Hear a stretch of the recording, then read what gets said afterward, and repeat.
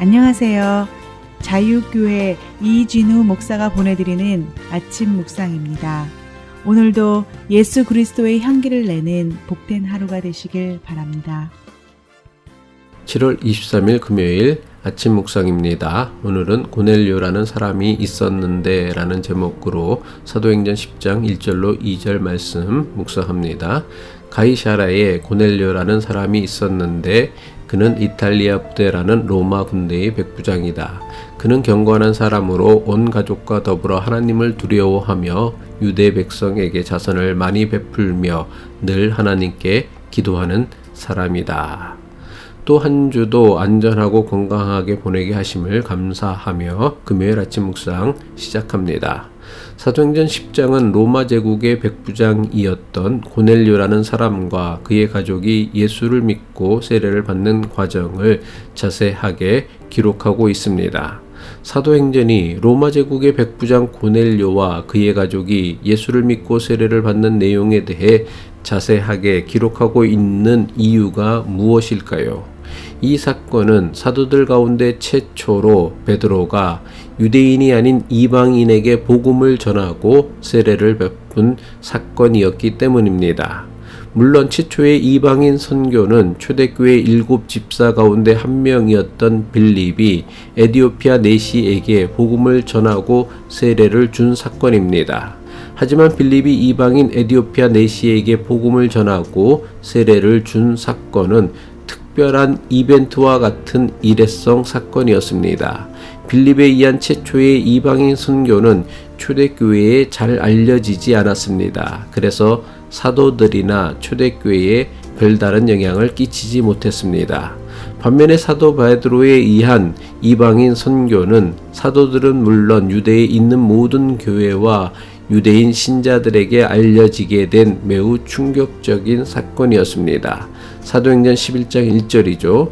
사도들과 유대에 있는 신도들이 이방 사람들도 하나님의 말씀을 받아들였다는 소식을 들었다. 사도 베드로의 이방인 선교를 통해 사도들과 예루살렘 교회는 이방인들에게도 복음이 전해질 수 있다는 것은 물론 이방인에게도 성령이 임재한다는 것을 비로소 알게 되었습니다. 베드로의 이방인 선교가 도화선이 되어 예수 그리스도의 복음은 본격적인 이방인 선교의 문을 열게 된 것입니다. 사도들과 초대교회가 본격적으로 이방인 선교의 문을 열게 한 이방인 고넬료에 대해 사도행전은 이렇게 소개하고 있습니다. 사도행전 10장 1절입니다. 가이사라에 고넬료라는 사람이 있었는데 그는 이탈리아 부대라는 로마 군대의 백부장이다. 고넬료가 살던 지역은 예루살렘에서 북서쪽 70마일 정도 떨어진 가이사라라 불리는 항구 도시였습니다. 가이사라는 유대의 분봉왕이었던 헤롯이 자신을 왕으로 세워준 로마 제국 황제에게 보답하기 위해 세운 신도시였습니다. 헤롯은 로마 황제를 칭하는 카이사르를 칭송하기 위해 새롭게 지은 도시의 이름을 가이사라라고 한 것입니다. 가이사라는 유대 지역에서 로마 제국의 행정 중심 도시가 되었습니다. 유대 총독 관저와 집무실이 있었고 이로 인해 많은 로마인들이 이주하여 살게 되었습니다. 한마디로 가이사라는 유대 지역에 있는 로마인의 도시가 된 것입니다. 그래서 가이사라에 거주하는 로마인들을 보호하기 위해 로마인으로만 구성된 이탈리아 부대가 주둔하게 된 것입니다. 이탈리아 부대는 이탈리아 사람들로만 구성된 부대이었기에 이탈리아 부대라 불렀습니다. 당시 세계를 지배하던 로마 제국은 여러 지역을 지배하기 위해선 식민지 사람들이나 동맹국의 사람들 가운데서 군사를 선출하여 부대를 만들었습니다. 하지만 로마 제국이 중요하게 여기는 지역은 자국민 이탈리아 사람들로만 부대를 만들어 지키게 하였습니다.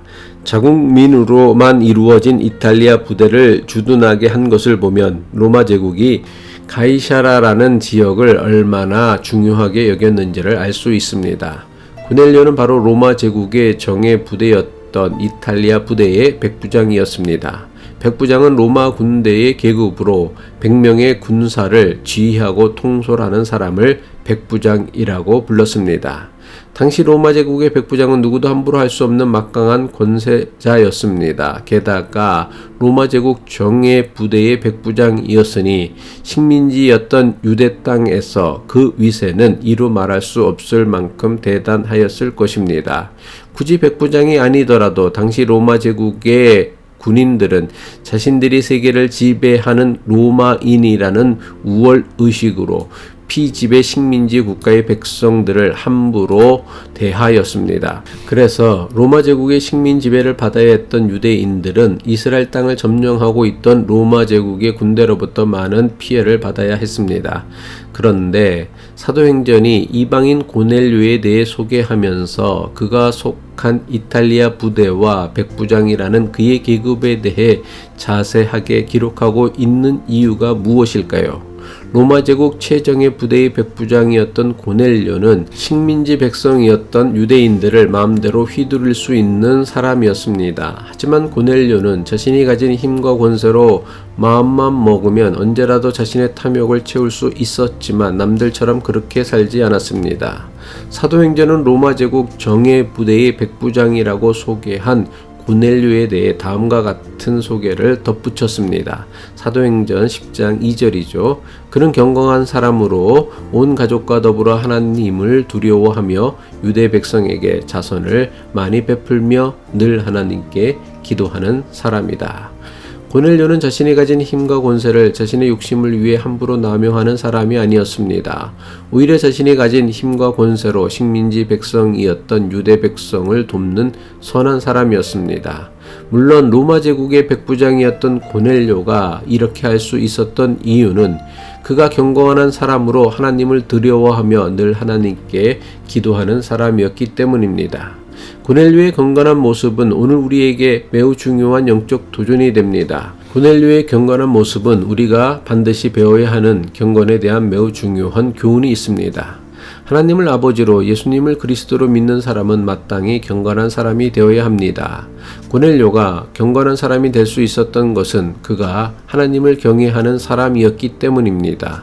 경외는 하나님을 사람이 함부로 여길 수 없음을 알고 두려워하는 것입니다. 하나님을 두려워할 줄 아는 사람은 절대로 자신에게 주어진 인생을 함부로 살지도 제멋대로 살지도 않습니다. 사람은 중심을 보시는 하나님을 경외할 때만 주어진 인생을 후회 없이 그리고 부끄러움 없이 살려고 노력하는 경건한 사람이 될 수 있습니다. 고넬료가 경건한 사람이 될 수 있었던 두 번째 이유는 그가 사람을 사랑하고 존중하는 사람이었기 때문입니다. 하나님을 경외하는 사람은 하나님께서 지으신 사람을 함부로 여기지 않습니다. 고넬료는 로마 제국 정예 부대의 백부장으로 가이사라 지역에 사는 유대 백성들을 마음대로 지배할 수 있는 힘과 권세가 있었습니다. 하지만 그는 자신이 가진 힘과 권세로 오히려 유대 백성들을 돕는 데 사용하였습니다. 이것이 그를 경건한 사람이 되게 했습니다. 고넬료가 경건한 사람이 될 수 있었던 세 번째는 그가 하나님께 항상 기도하는 사람이었기 때문입니다. 기도는 하나님의 뜻을 깨닫고 발견하는 가장 중요한 방법이며 기도하는 사람은 자신의 삶을 통해 기도를 통해 깨달은 하나님의 뜻을 이루어 가려고 노력합니다. 따라서 항상 기도하기에 힘쓰는 사람이 경건한 사람이 되는 것은 너무나 당연한 결과라 할 수 있습니다. 하나님을 아버지로 예수님을 그리스도로 믿는 사람이 경건한 삶을 사는 것은 하면 좋고 안 해도 상관없는 옵션이 아니라 마땅히 이루어 가야 하는 성도의 사명이며 책임입니다. 기도하겠습니다. 하나님을 믿는 우리는 마땅히 경건한 사람이 되어야 함을 고넬료를 통해 깨닫게 하옵소서.